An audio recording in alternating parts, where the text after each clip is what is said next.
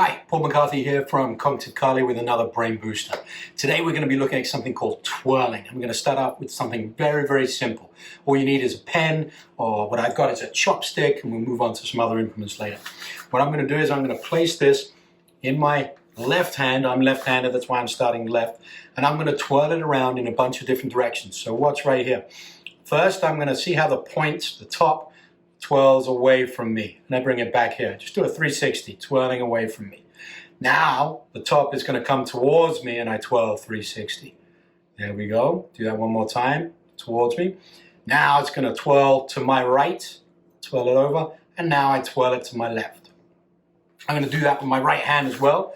It's a little bit harder for me. So here, twirl away, twirl towards, twirl to my left, and twirl to my right. And that's a real simple way to challenge the brain.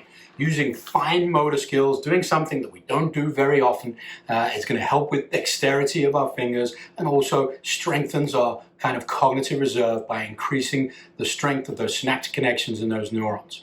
Very simple thing to do.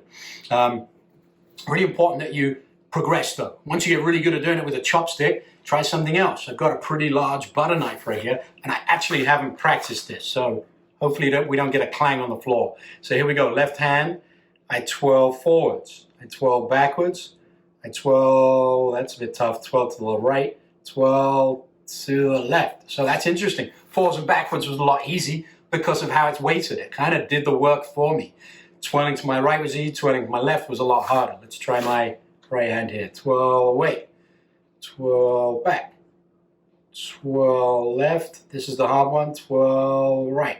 There we go. So using a different weighted or sized implement is going to change that, and it's going to increase the strength of those neuronal connections and those synaptic connections as well. How does this tie into Carly? Well, we do a thing called twirling many different ways. So I'm going to grab my stick here. So with my stick, we do something called florettis, which are these kind of like circular motions, also frailes from the Lameko system. Thank you for Guru Romberliki for teaching me this. And it's a way of twirling the stick while it's doing a gross motor skill. So we're adding a fine motor skill to a gross motor skill. So look at it from here. I've got my stick in my station position, and I do my angle 1, high to low, swing through. That's what I'm going to be doing. Swing through right there. See how smooth that, that's gross motor skill right there. What I'm going to do is I'm going to add a circle while I do that. So my wrist is moving. So what my wrist is doing, if I stop the arm, my wrist is doing what we call an inside circle right here.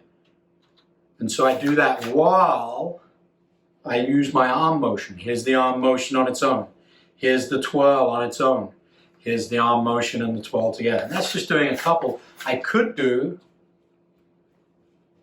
a bunch. And I could do the same coming down on my angle 2. So this is my gross motor skill, angle 2. This is my my fine motor skill of the twirl. And I do this working all the way down. Now this is an inside twirl. I can do an outside twirl as well. If you can't tell the difference, don't be worried, because for the first few weeks I couldn't either. I can do it there, or I can do it there. So what that allows us to do is add these kind of very fast motions into a slower motion. So I can do a slow swing, but I can do lots of fast twirls within it. When you add this to the free flow, the carenza, it adds a certain aesthetic to your movements. There's a lot of faster motions where I'm using these twirl kind of motions, and it makes it look better. And if you're in a combat situation, maybe it will distract. There are certainly many different applications to that as well.